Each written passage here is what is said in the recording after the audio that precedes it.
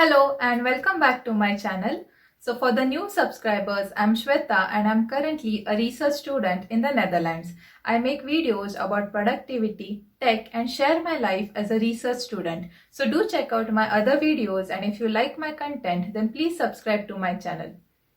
So if you follow me on Instagram, then few days ago I shared a story that I was writing a research proposal, and many of you messaged me asking what is a research proposal and how to write it.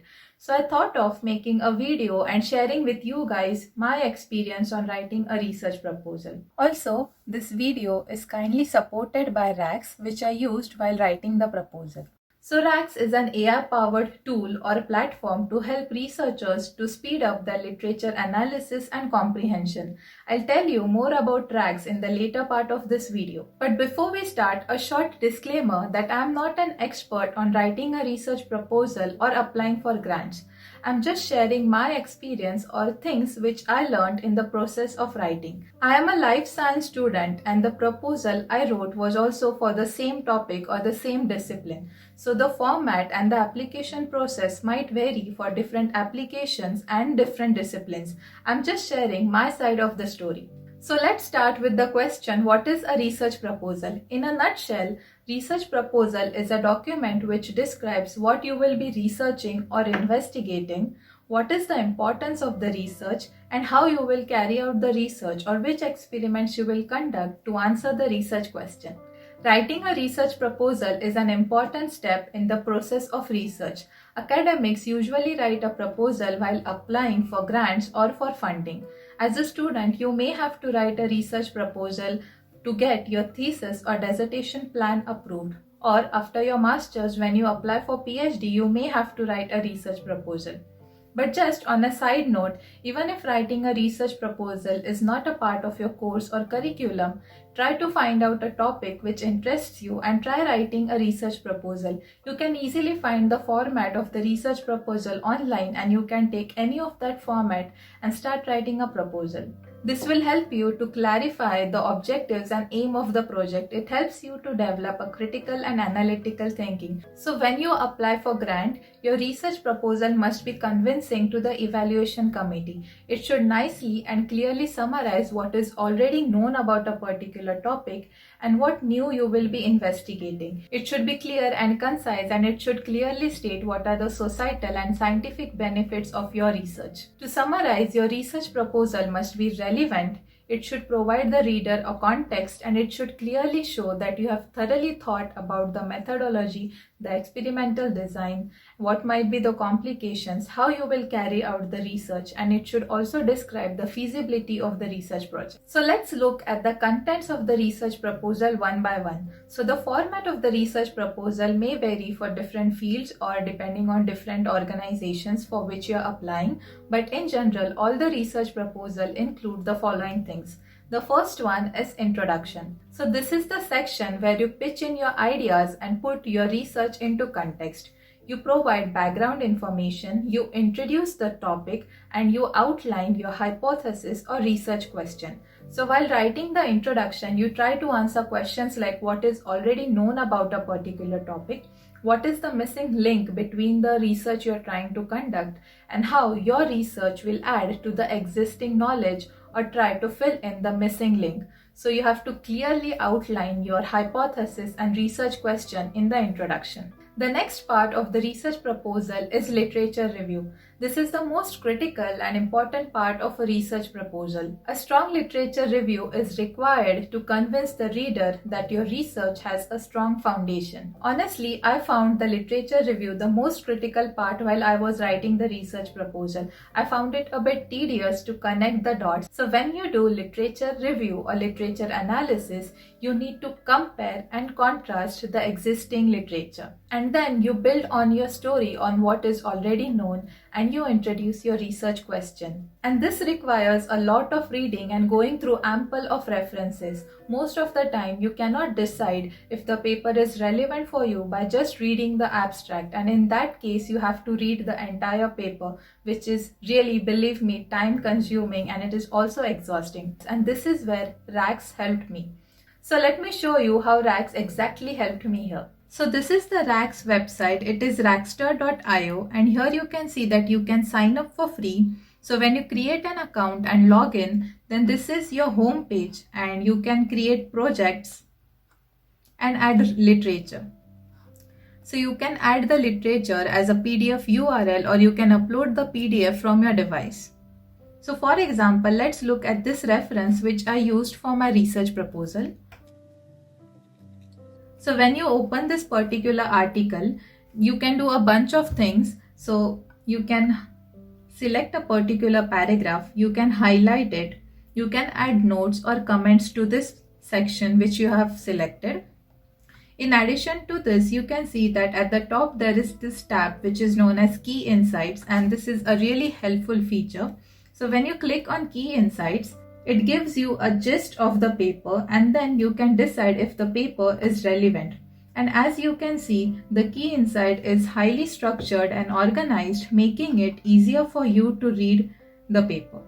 So this feature really helped in and came in handy when I wanted to look for the relevant papers for my research proposal. So I just read the key insights to quickly decide if the paper was relevant for me.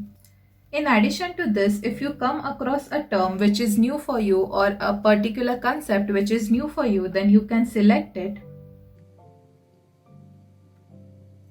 and look up different complementary resources like Wikipedia, online lectures from conferences or online tutorials, or other light reads such as blogs. Another great feature is Critique. So here you get a question answer based critique template. So while reading the paper or after reading the paper, you can jot down the important points here.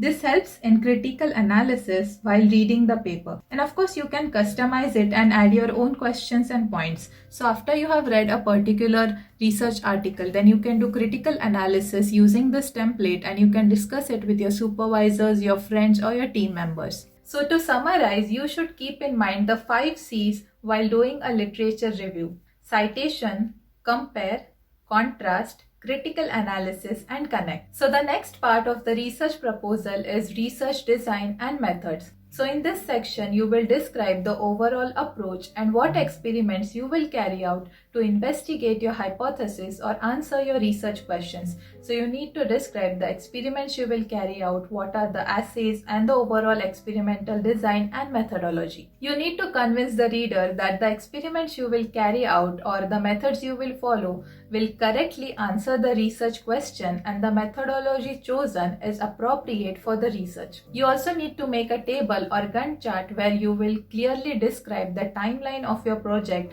and exactly explain at what step you will be carrying out which experiment. So a Gantt chart is a detailed timeline of your research project or your research work. So when you write this section of the research proposal where you explain the methods or experiments you will carry out, you also need to do a lot of literature analysis.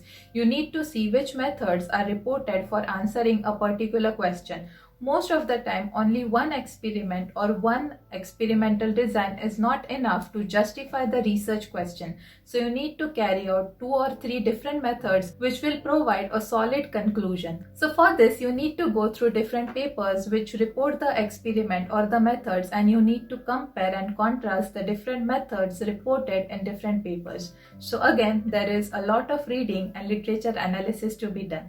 And here you can once again use RACS. So if I want to know more about papers which talk about this particular aspect or section of the paper, then I can just select this section and click on Explore, and you can compare from your own collection whether there are any papers in your collection which talk about this particular method. You can look for other research articles, and if you click on it, then here you will find the relevant articles which discuss or talk about this particular aspect of the research paper. And if you find it useful, then you can attach it, or you can also add this particular reference to your literature. So later when you come back, you will find all the relevant attachments in the context that you actually found them. So RACS is not a reference management tool, but it helps you to find the relevant reference for your search. So the next part of the research proposal is risk assessment. So in this section, you need to report whether there are any risks or complications associated with your project. And if there are, then how do you propose to resolve these complications? The next part of the research proposal is ethical consideration. So in this section, you will describe how the ethical considerations will be met. So for example, in medical research, when you have participants for your study, then you need to take an informed consent of all the participants. So there are some ethical standards which you need to make sure that they are met. The next part of the research proposal is the budget.